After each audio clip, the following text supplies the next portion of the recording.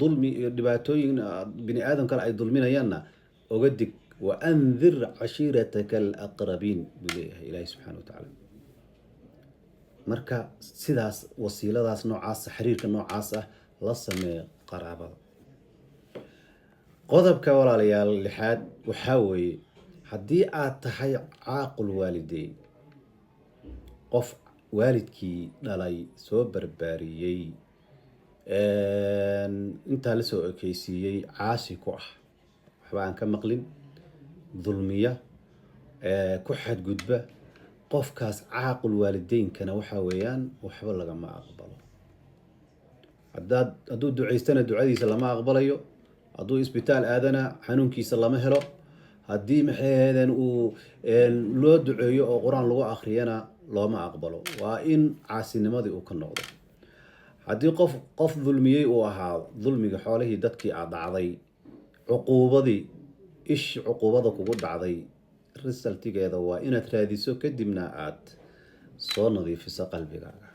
qalbigaagoo buuxo wasaq ka buuxdo shirkiyaad ka buuxaan oo dulmi ka buuxo oo xadgudub badan ka buuxo adar qur-aan waxba kuuma tarayo xarumaha qur-aankana waxba ha tegin xarumaha caafimaadkana waxba ha tegine isnadiifi marka hore markaad is soo nadiifiso dharka markuu nadiif yahaa lagu labistaa dhar wasaq leh laguma labisto dharkaaga qalbigaaga soo nadiifi marka hore intaadan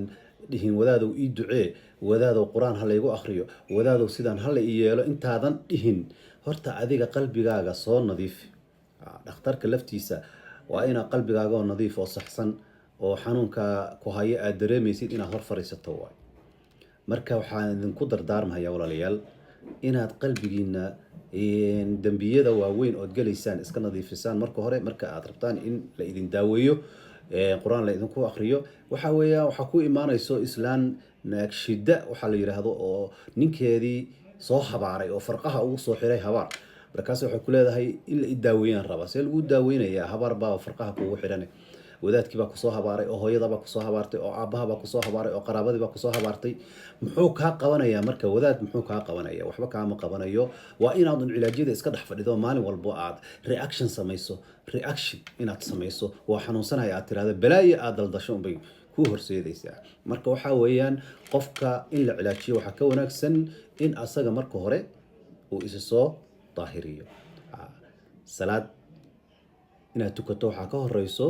inaad marka hore soo tahaaro qaadato soo hagaajiso markaas kadib salaada tuko aad baad u mahadsantihiin wabillahi tawfiiq wassalaamu calaykum